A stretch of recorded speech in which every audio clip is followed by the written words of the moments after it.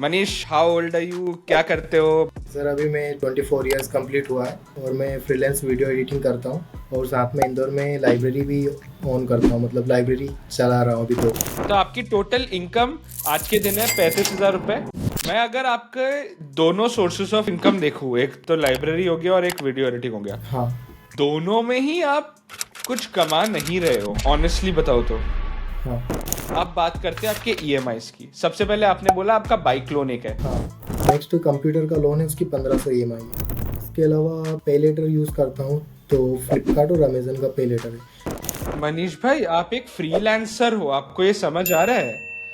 आप एक हाँ। फ्रीलांसर हो, आप मतलब लोन्स किस हिसाब से ले रहे हो इतने? इसके अलावा कोई और लोन्स?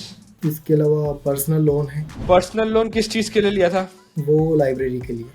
आपने लाइब्रेरी का जो लाख रुपए का जो खर्चा है, हाँ। वो आपने लोन लेके शुरू किया था? हाँ। मतलब ब्रो, मतलब क्या है यार, आप क्या कर रहे हो? मतलब ऐसा था कि कुछ रुके रुके रुके आप। Hello and welcome to a new episode of fix your finance. आज हम हैं मध्य प्रदेश के इंदौर में और मेरे साथ है Manish Parmar. Manish, welcome to the show. How are you? Thank you sir, I am good. Manish, how old are you? क्या करते हो, बताइए प्लीज। सर अभी मैं 24 इयर्स कंप्लीट हुआ है और मैं फ्रीलांस वीडियो एडिटिंग करता हूँ। क्या पढ़ाई की थी? BSc एग्रीकल्चर, और साथ में इंदौर में लाइब्रेरी भी ऑन करता हूँ, मतलब लाइब्रेरी चला रहा हूँ अभी तो। ये कैसे लाइब्रेरी का दिमाग में कहाँ से है? आज के दिन तो कोई लाइब्रेरी में जाता ही नहीं है। लाइब्रेरी इन द सेंस कि उसमें बुक्स वाली लाइब्रेरी नहीं, उसमें ऐसा होता है केबिन रहते हैं पर्सनल, और उनमें वाईफाई की फैसिलिटी रहती है, वॉशरूम वगैरह, और फिर प्योरीफायर हो गया, ऐसी कुछ फैसिलिटी रहती है जो मतलब हर एक स्टूडेंट के रूम पे अवेलेबल नहीं रहती है। तो वहाँ पे स्टूडेंट कुछ चार्ज करते हैं उनसे मंथली या 3 महीने के बेसिस पे, तो वहाँ पे आते हैं और वो पढ़ाई करते हैं, बुक्स वो वगैरह उनकी रहती है। और ये क्या आपने खुद शुरू किया है कि ये फैमिली का चलते आ रहा है? नहीं नहीं, मैंने खुद ने किया है। फैमिली तो मतलब फार्मिंग ही करते हैं घर वाले। और क्या फैमिली आपके साथ ही रहती है? नहीं नहीं, अभी 2 भाई बहन रहते हैं मेरे साथ में, फैमिली घर पे ही रहती है। आप मुझे इस लाइब्रेरी के बारे में बताइए कि आपने कब शुरू किया, इसको हाँ। शुरू करने के लिए कितने पैसे लगे, इसमें कमाई कैसे होती है, सब कुछ बताइए मुझे। मैं पहले क्या, मतलब 2 साल पहले एडिटिंग कर रहा था एक यूट्यूबर के लिए, तो उनके साथ एडिटिंग कर रहा था, लेकिन थोड़ा टोनिंग बैठ नहीं रही थी हमारी। और फिर मैंने सोचा कि इसे ऑनलाइन पे डिपेंड रह नहीं सकता, कभी भी क्लाइंट मना कर देते या फिर अपने को प्रॉब्लम हो जाती तो क्लाइंट छूट जाता है। फिर मैंने सोचा कि कुछ ऑफलाइन करना चाहिए, तो मेरा एक फ्रेंड है रवि करके, उसके साथ में मैंने कुछ आइडिया आया मेरे को लाइब्रेरी ऑन करने का। यहाँ पे मैं जहाँ पे रेंट से रहता हूँ, यहाँ पे जगह थी, तो मैंने उनसे बात की, उन्होंने हाँ कर दिया, तो मैंने लाइब्रेरी का प्लान किया अपने फ्रेंड के साथ मिलके, और अगले 10 से 15 दिनों में लाइब्रेरी स्टार्ट कर दी हमने। कब ये स्टार्ट किया? ये मैंने जून में स्टार्ट किया था, 23 के जून में किया था, तो अभी इसको मतलब जून में 2 साल हो जाएंगे। और इसके बाद मैंने कुछ टाइम रुका, मतलब 8 से 10 महीने, उसके बाद एक और ब्रांच ओपन की। अच्छा, जब आपने फर्स्ट ब्रांच शुरू किया था उसके इनिशियल कॉस्ट कितना था? मिनिमल कॉस्ट उसकी 1,20,000 के समथिंग आई थी हमारी फर्स्ट लाइब्रेरी की।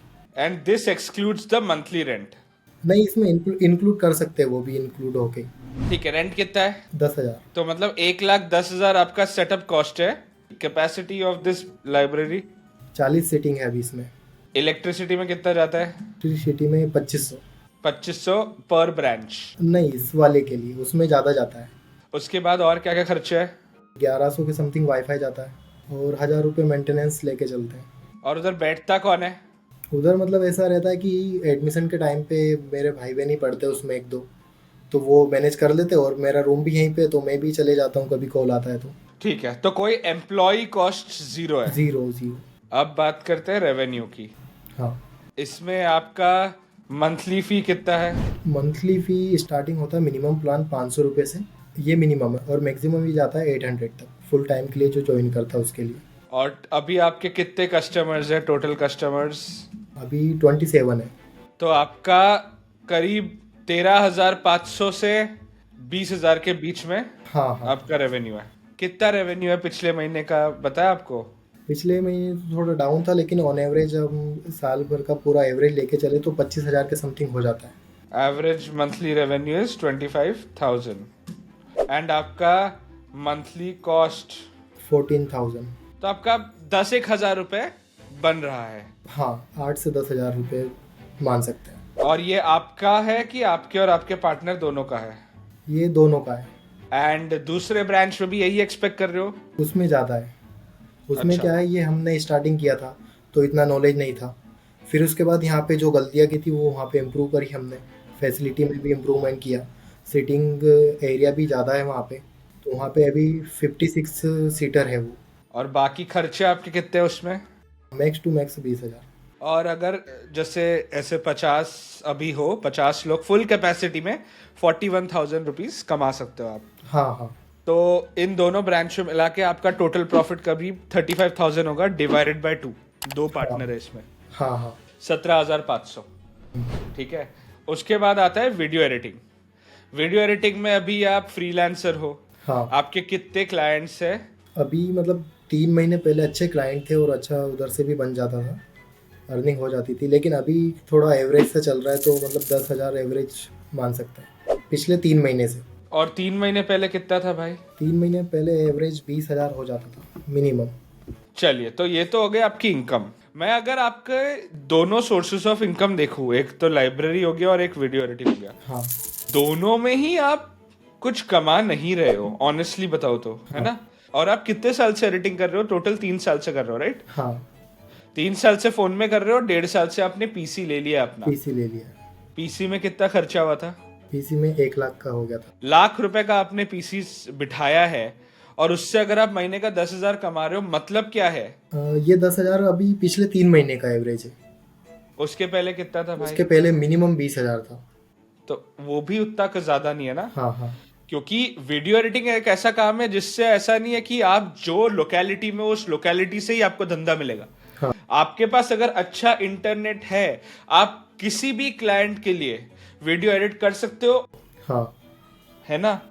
तो इसे बढ़ाने की बहुत जरूरी है। मतलब मैं एक्सपेंसेस वगैरह तो देख लूंगा बाद में, बट ये इनकम पे कितना बड़ा प्रॉब्लम हो रहा है यार। मतलब आप पहले तो लाइब्रेरी की जरूरत क्या आज के दिन में है? हाँ है, बट कितनों को है, वो क्वेश्चन हमें जानने की जरूरत है। आप एक पूरा ब्रांच चला के आपका टोटल प्रॉफिट हो रहा है 10,000 रुपए एक ब्रांच से। हाँ। ठीक है। क्या 10,000 रुपए के प्रॉफिट के लिए इतनी मेहनत करने की जरूरत है? मुझे नहीं लगता। हाँ। तो पहले तो हमें जो भी धंधा खोल रहे हैं, हमें एक ऐसा धंधा खोलना चाहिए जो आज के दिन रेलेवेंट हो। 15 साल पहले ब्रिटिश लाइब्रेरी वगैरह थी जहां पे बच्चे जाना चाहते थे, पढ़ना चाहते थे। अब लाइब्रेरी सिर्फ उन्हीं लोगों के लिए रेलेवेंट है जो कॉम्पिटिटिव एग्जाम्स के लिए प्रिपेयर कर रहे हैं। हाँ, उन्हीं के लिए। अब ना ही वो किसी के बच्चे, ना वो पेरेंट्स है, तो उनके पास परचेजिंग पावर भी नहीं है। वो लोग ज्यादा पैसा नहीं दे सकते, तो फिर उनसे आप ज्यादा चार्ज कैसे करोगे? हाँ, चार्ज तो इतना ही रहेगा, मतलब इससे ज़्यादा नहीं कर सकते। इससे ज्यादा नहीं कर सकते, पर 2 साल बाद आपका 10,000 का रेंट तो बन जाएगा 14,000 रुपए। हाँ। तो जो ऑलरेडी 10,000 का प्रॉफिट है, वो प्रॉफिट तो मेरे को कम होते हुए ही दिख रहा है। तो ये आपको सोचना चाहिए कि क्या इसमें और पैसा लगाने की जरूरत है, क्या तीसरा ब्रांच खोलना नहीं। जरूरी है? नहीं, मुझे नहीं। नहीं लगता ये जरूरी है। हाँ। ये 15-17 हजार रुपए के प्रॉफिट के लिए आपके फिक्स्ड खर्चे काफी बढ़ रहे हैं, आपका रेंट वगैरह का ऑब्लिगेशन बढ़ रहा है। हाँ। तो वो आपको देखना पड़ेगा। दूसरा जो रेड फ्लैग है मेरे लिए, ये है वीडियो एडिटिंग का इनकम। हाँ। मैंने पिछले 5 सालों में बहुत एडिटर्स के साथ काम किया। ये जो वीडियो है फिक्स योर फाइनेंसेस की, इसको एडिट करने के लिए हमारी एक टीम है, और मैंने मेरे आंखों के सामने 19-18 साल के बच्चों को 10,000 रुपए की इनकम से स्टार्ट होते होते अभी 50-60 हजार रुपए कमा रहे हैं मिनिमम। हाँ। ऐसा देखा है। अब ये कम पे के 2 कारण हो सकते हैं। पहला कारण ये है कि आप अपना काम सही अच्छे क्रिएटर्स तक पहुंचा नहीं पा रहे हो, हाँ। या फिर दूसरा आपके काम में अभी दम नहीं है, जिसके वजह से वो आपको पे नहीं कर रहे मार्केट रेट। हाँ। ये हो गई आपकी इनकम 27,000 रुपए। हाँ। ठीक है। अब आपके खर्चे की बात करते हैं। सबसे पहला खर्चा मुझे इधर दिख रहा है 27,500। हाँ, रेंट। किस चीज का रेंट? 13 हज़ार एक लाइब्रेरी का, 10 हज़ार दूसरी लाइब्रेरी का, और फिर 4,500 रूम का। आप एक चीज बताओ मुझे, आपके और आपके पार्टनर का 50-50 है? हाँ हाँ, जो 40 सीटिंग वाली ब्रांच है उसमें पार्टनरशिप है, जो 56 वाला वो मेरा खुद का है। मतलब दूसरे लाइब्रेरी से कितना आ रहा है पैसा? अभी दूसरे लाइब्रेरी से ऑन एवरेज 50 स्टूडेंट का भी लेके चले रेंट, इलेक्ट्रिसिटी सब कुछ करके 20,000 इनकम हो रही है। ये आपने लिखा है कहीं? आपने बिजनेस एक्सपेंसेस ट्रैक करते हो? नहीं, इतने ज़्यादा नहीं मतलब। हाँ, तो सबसे पहली चीज आपको ये करनी है, ये हमारा एक्सपेंस मैनेजमेंट टूल स्टैक है, ठीक है? हाँ इसमें आपको दो अलग अलग कॉपियां मेंटेन करनी है, ठीक है?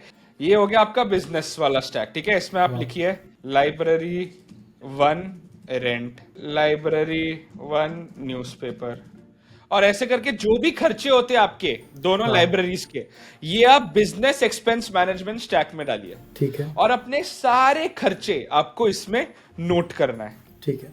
दूसरा, आपको अपने जो पर्सनल खर्चे है, हाँ वो पर्सनल खर्चे के लिए भी एक अलग से ये शीट मेंटेन करनी है। हाँ दूसरी चीज, इफ पॉसिबल, अपना जो लाइब्रेरी वाले जो धंधे है उसके इनकम और उसके एक्सपेंसेस के लिए एक अलग से बैंक अकाउंट खोल दीजिए, जीरो बैलेंस बैंक अकाउंट खोल दीजिए, ताकि आपको एग्जैक्टली आइडिया है कि धंधे के लिए कितना पैसा साइड में रखना है।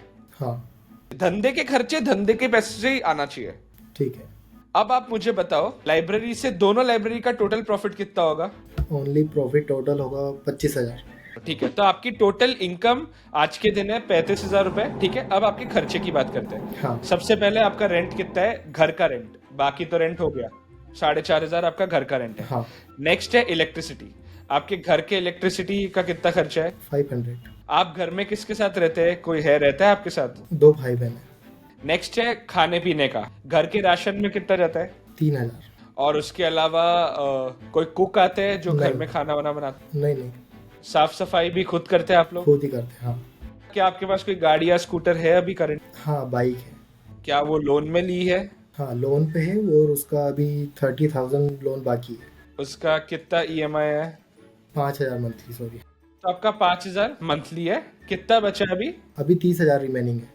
मतलब 6 मंथ्स रिमेनिंग। और ये फ्यूल वगैरह में कितना जाता है आपका? 3,000 टोटल। ओके। नेक्स्ट है मेडिकल एक्सपेंसेस। नहीं, जीरो है ये। घर के वाईफाई ओटीटी ये सब में कितना जाता है? हाँ, वाईफाई में 600 जाता है, और ओटीटी में तो कुछ है नहीं अभी। बाहर खाने वगैरह जाते हो, शॉपिंग करने जाते हो? हाँ, मंथ में मतलब 2,000 के समथिंग हो जाता है। तो अगर मैं आपके लोन्स हटा के बाकी सारे खर्चे देखूं, खर्चे सही है, 15,000 16,000 रुपए में आपके सारे खर्चे निकल रहे। हाँ, निकल रहे। अब बात करते हैं आपके ईएमआईस की। सबसे पहले आपने बोला आपका बाइक लोन एक है, हाँ। ठीक है? उसकी 5,000 की ईएमआई चल रही है। नेक्स्ट क्या है? नेक्स्ट कंप्यूटर का लोन है, उसकी 1,500 ईएमआई है। कंप्यूटर का लोन एज इन मतलब क्या? कंप्यूटर मतलब मैंने लोन करवाया था बैंक से, तो उसकी ईएमआई चल रही 1,500 रुपये पर मंथ। बाइक का अमाउंट कितना था? टोटल 90,000। कंप्यूटर का 1 लाख? नहीं, इसका मतलब डिसबर्स कम हुआ था, 70,000 के समथिंग हुआ था। वो कुछ 20% जमा करवाते बैंक वाले। ईएमआई कितनी है इसकी? 1,500 रुपये। कितना टेन्योर है इसका? अभी इसका टेन्योर तो 5 साल का है, तो अभी रिमेनिंग इसका 60,000 बाकी है। चलो 40 महीने। उसके बाद और कोई लोन? इसके अलावा पे लेटर यूज़ करता हूँ, तो फ्लिपकार्ट और अमेज़न का पे लेटर है। तो फ्लिपकार्ट में अभी 2,500 की ईएमआई है एक, वो 3 महीने में कंप्लीट हो जाएगी। क्यों यूज किया आपने ये पे लेटर ऐप? ये फ़ोन लिया था। कितने महीने है? ये भी 6 महीने का था। तीन ईएमआई कंप्लीट हो चुकी है, 3 महीने बाकी है।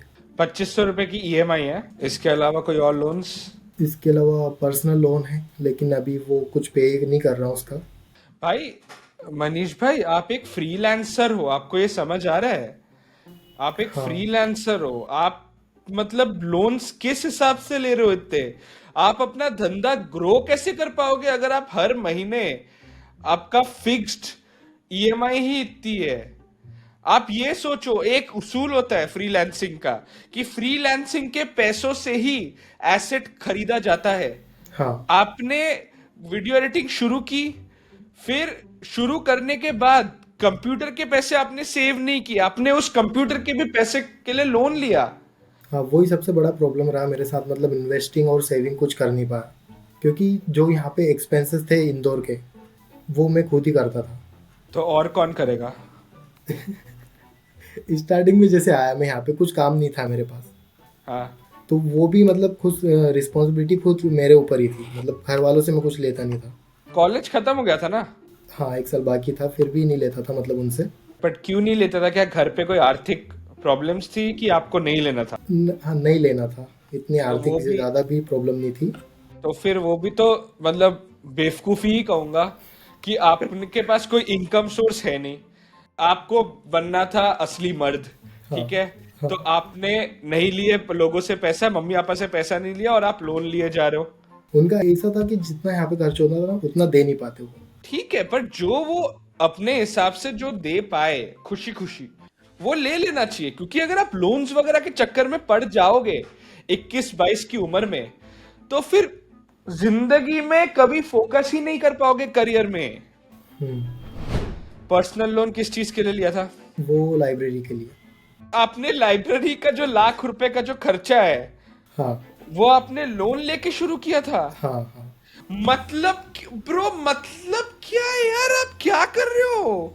मतलब ऐसा था कि कुछ रुके रुके रुके, आपके मैं पहले ब्रांच की डिटेल्स बताता हूँ, ठीक है? आपका टोटल मंथली कॉस्ट है 14,000 रुपए, हाँ, और आपका एवरेज मंथली रेवेन्यू है 25,000 रुपए। हाँ, मतलब मैक्सिमम आपका 10,000 रुपए का प्रॉफिट बन सकता है। उसमें भी आपके दो पार्टनर है, आप लोग दो पार्टनर हो। हाँ, हाँ, मतलब आपके हाथ में कितने आने? 5,000 रुपए। हाँ। 5,000 रुपए के मंथली प्रॉफिट के लिए आप लोन ले रहे हो? ये कोई सेंस बैठ रही है? इस बात में कोई सेंस है? नहीं, इसके लिए इतना लोन नहीं था, वो दूसरी वाली ब्रांच ओपन करी ना उसके लिए था, और वहां से इनकम हो रही है, मतलब बेटर हुआ वहां से कंडीशन वो ओपन करने के बाद। एक मैं आपको चीज बताना चाहूंगा दोस्तों कि कोई भी धंधा अगर आप शुरू कर रहे हो, ठीक है, एकदम स्टार्टिंग से, और अगर वो धंधे में ज्यादा पैसों की जरूरत नहीं है, अगर फैक्ट्री सेटअप करने की जरूरत नहीं है, ठीक है, अगर एकदम 1,00,000-2,00,000 रुपए की बात है, लोन मत लो। बिल्कुल लोन मत लो, क्योंकि आपके पास कोई एक्सपीरियंस ही नहीं है धंधा शुरू करने का। इसमें अगर आप लोन के चक्कर में पड़ जाओगे, आप कैसे चलोगे? आपका घर कैसे चलोगे? आपका धंधा कैसे ग्रो होगा? धंधा तब ग्रो होता है जब आप इनिशियली 6-8 महीने रेवेन्यू के बारे में मत सोचो, ना सोचो, और आप सिर्फ ये सोचो कि इस धंधे को हम कैसे स्केलेबल बना पाए। राइट? स्केल कैसे करें। इसमें आप डे वन से लोन ले रहे हो। कितना लोन है? आपने कब लिया था ये लोन? ये अभी इसको 8 महीने हो गए। एक 80 का था, लेकिन एक 30 रिमेनिंग है। और ये लोन मतलब बैंक से नहीं लिया, घर वालों से लिया। तो इसमें इंटरेस्ट नहीं है? इंटरेस्ट है। कौन है घर वाले? मम्मी पापा नहीं है ना मतलब? रिलेटिव है। कितना है इंटरेस्ट? इसमें 24% है एनुअली। अरे भाई, अरे भाई, रुको रुको, अरे भाई, कौन है आपके यार रिलेटिव? ये कौन है? ये कौन है रिलेटिव आपके जो 24% पे लोन दे रहा है? ये आपके नहीं, सगे नहीं, हैं? नहीं, नहीं, नहीं, सगे नहीं है। सगे तो बिल्कुल नहीं लग रहे, क्योंकि मार्केट में रेट है 1% पर मंथ। हाँ, मार्केट का रेट है, मैं बोल रहा हूँ बैंक्स वैंक्स नहीं। अगर आप किसी बिजनेस वाले के पास जाओगे और उनसे पैसे मांगोगे, पीयर टू पीयर लेंडिंग बोलते हैं इसे, 1% पर मंथ का इंटरेस्ट होता है। इधर ये आपसे 2% पर मंथ ले रहे हैं। नहीं, इधर नहीं मिलता 1% पर मंथ का। भाई क्या बोल रहे हो यार? नहीं तो वो मतलब ऐसा रहता है कि ये स्टार्टिंग में कैसे भरोसा करे, कुछ है नहीं अपने पास, बैंक वाले लोन देते नहीं है, डॉक्यूमेंट कंप्लीट नहीं हो तब तक। तो मतलब आपको भी पता है कि अभी आपके पास कुछ भी एसेट नहीं है, कुछ भी ऐसा सिक्योरिटी नहीं है जिससे आपको कोई लोन देने को तैयार होगा। हाँ, अभी तो हो गया है, अभी हो गया है। पर आपको क्या ये नहीं लगता कि इतने सारे लोन्स आपको नहीं लेना चाहिए? कि कोई, क्योंकि आपकी आज के दिन कैपेबिलिटी ही नहीं है इतने लोन्स भरने की। इसकी कितनी ईएमआई? और ये जो पर्सनल लोन लाइब्रेरी है, इसमें पार्टनर हेल्प नहीं, नहीं नहीं, कर रहे? नहीं, इसमें पुरानी लाइब्रेरी का तो पूरा क्लियर है। ये नया लाइब्रेरी जो आपने लिया है उसके हाँ, लिए? हाँ, ये पर्सनल तो वहाँ से इनकम भी अच्छी हो रही है। ईएमआई नहीं है इसका। इसका मतलब ऐसा है कि जब भी 20,000 30,000 एक साथ हो जाए सेविंग्स तो दे देता हूँ। कितना दिया है? 50 दे चुका हूँ, 31 बाकी है। 31 में से भी 30 अभी इस महीने दे दूंगा। भाई आप, एक चीज मैं आपको बोलना चाहूंगा, आप एक फ्रीलांस आदमी हो। फ्रीलांसर को बिल्कुल भी इतने लोन्स, इतना खर्चा नहीं करना चाहिए। क्योंकि मैं आपको एक चीज बताता हूं, जब तक आपके पैसे नहीं बचेंगे तब तक आप अपना धंधा कभी एक्सपैंड कर ही नहीं पाओगे। आपके पास रिस्क एपेटाइट ही नहीं बचा ना। हम्म। एक फ्रीलांसर को, एक फ्रीलांसर को नहीं, मैं एक चीज बता रहा हूं, अगर आप लाख रुपए कमा रहे हो फ्रीलांसर, ठीक है, आपके खर्चे होने चाहिए 30,000 रुपए मैक्सिमम। हाँ, एंड दिस इंक्लूड्स एवरीथिंग। आप हा हा बोल रहे हो, बट आपकी हरकतें थोड़ी हा हा वाली नहीं है। सही और बोल अभी रहे आप हंस रहे हो, अभी आप हंस हो। रहे हाँ, हो। आपको 30,000, you should not spend more than 30% of your income if you are a new freelancer, because you don't know when this revenue will stop. आपकी ईएमआईज कितनी है? 5,000 बाइक का है, 1500 कंप्यूटर का है, और पे लीटर का 2500 3,000। है। हाँ 2500, वो क्योंकि बिल में अपन ने इंक्लूड कर लिया साइड में। और पर्सनल लोन का आपको अलग अलग से हर महीने कितने बचाते हो? पर्सनल लोन का 5 से 6 हजार बचाते हो? हाँ हाँ, हो जाता है इतना। आपका कितने टाइम से लोन चल रहा है? 8 महीने से। तो इन 8 महीने में आपने कितना भरा है अभी तक? 80,000। 50,000। तो आप महीने का 10,000 रुपए बचा रहे हो इसके लिए। हाँ जैसे ही मैं आपकी ईएमआई की अमाउंट डाल रहा हूं, आपका टोटल एक्सपेंस बैठ रहा है 99.03%। हाँ। तो ये एक्सपेंसेस आपके मिनिमल ही है, बाकी आपके खर्चे मिनिमल है, बट आपने इतने लोन्स लेके रखे हुए हैं कि आपका पूरा इनकम इसमें जा रहा है। उसी में जा ठीक रहा है, है। अब आप मुझे बताइए कि इसका क्या है, तोड़ क्या है? अभी ये जो सेकंड लाइब्रेरी है, हाँ। ये मैंने इसलिए चालू किया था जैसे कि जो फर्स्ट लाइब्रेरी थी उससे प्रॉफिट नहीं हो रहा था, तो उसका मेरा और पार्टनर का है कि अभी सेल कर देंगे उसको। सेल करने का है या फिर उससे पूरा रिकवर होकर उसको क्लोज कर देंगे। तो वहाँ पे जो टाइम अभी इन्वेस्ट कर रहे हैं हम दोनों, वो पूरा कट हो जाएगा और मैं फ्रीलैंसिंग पे ध्यान दूंगा। अभी रीच आउट कर रहा हूँ नए नए कस्टमर को, तो एडिटिंग पे फोकस हो जाएगा मेरा। और नई जो लाइब्रेरी है वो मतलब भाई बहन बैठते हैं वहाँ पे, तो वो ऑपरेट कर लेंगे उसको। बट भाई वही बात है ना कि लास्ट में 30,000 25,000 अगर एक लाइब्रेरी से उतने ही बनने हैं, हाँ उससे हाँ, ज्यादा बनेगा ही नहीं। नहीं बनेगा, फिक्स है वहाँ से। तो फिर भाई उसके लिए आप अपना जो कीमती समय और कीमती स्किल सेट है उसको जाने दे रहे हो ना। हाँ एंड वो बात है कि आपने कहा कि अच्छा वीडियो एडिटिंग में तो ज्यादा पैसा नहीं आ रहा, तो एक और धंधा शुरू करो। नहीं, इनिशियली जब अपना करियर स्टार्ट कर रहे होते हो, कभी भी डाइवर्सिफिकेशन से पैसा नहीं बनेगा कि 2-3 चीजें कर लेते हो। एक चीज करनी पड़ेगी, वो एक चीज इतने अच्छे से करनी है कि फिर बाद में मार्केट में अपनी वैल्यू खुद बता सको। और वीडियो एडिटिंग सही में एक ऐसी स्किल है। यही एक चीज़ मतलब मिस आउट हो गई थी मेरे से उस टाइम पे। मेरे को मतलब टोटली फोकस करना था एडिटिंग पे, लेकिन वो कर नहीं पाया मैं।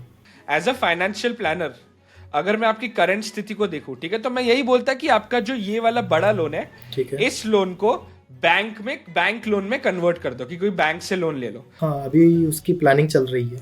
क्या बैंक आपको 1,80,000 देने को तैयार है? हाँ ठीक है, अगर वो होगा, ठीक है, तो फिर आपका जो इंटरेस्ट है वो 24% से सीधा 15 या 16% में गिर जाएगा।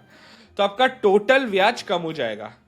तो ये एक चीज है जो आप कर सकते हो। इसके अलावा जो बाकी लोन्स है उस पे ज्यादा कुछ इंप्रूवमेंट का स्कोप नहीं है। अब आते हैं बड़े वाले गोल में, क्या करना चाहिए solution. You have to take final decision of your libraries in 6 months. मेरे हिसाब से तो इसे बंद ही कर देना चाहिए, ये कंटिन्यू करने लायक धंधा ही नहीं है। ठीक है, फिर भी आपको लाइब्रेरी में भरोसा है, आप 6 महीना देख लो। लेकिन अगर 6 महीने के बाद कंसिस्टेंटली 30,000 का प्रॉफिट नहीं हो रहा है तो बंद कर दो। ठीक है। दूसरी चीज, increase your video editing income to 30,000 in the next 6 months. Next आपको एटलीस्ट 1 साल लगेगा ये रायता क्लियर करने में। ये 1 साल बाद जब आप ये सारे लोन्स वगैरह खत्म होंगे, उसके बाद आपको ये प्रिंसिपल पूरी जिंदगी याद रखनी है। ठीक है, till the time you are a freelancer, never spend more than 40% of your income on your self. उसके बाद do not spend more than 10% of your income on rent. As a freelancer अपने रेंट से at least 10 गुना ज्यादा पैसा कमाना है। Okay. ये सारे प्रिंसिपल्स को मैंने फॉलो किया है और इन प्रिंसिपल्स को फॉलो करके मैं एक सोलो फ्रीलांसर से आज के दिन हमारी टीम डबल डिजिट में है।